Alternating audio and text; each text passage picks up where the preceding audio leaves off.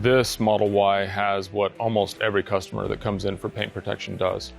We're talking about the entire hood, the entire fenders, the headlights, and the entire bumper. We also did the pillars on both sides, and on a lot of cars we would actually do across the top of the roof too. This right here, you can have this car for, I personally have a car that has 170,000 miles on it that I bought from one of my customers that we did this exact same package on.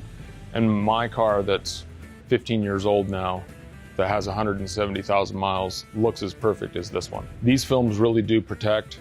You can plan on it always looking glossy, being stain resistant. If you get minor surface scratches, which black cars always show, it goes away naturally with a self-healing top coat. So this is definitely the most popular package. It's called a premium package.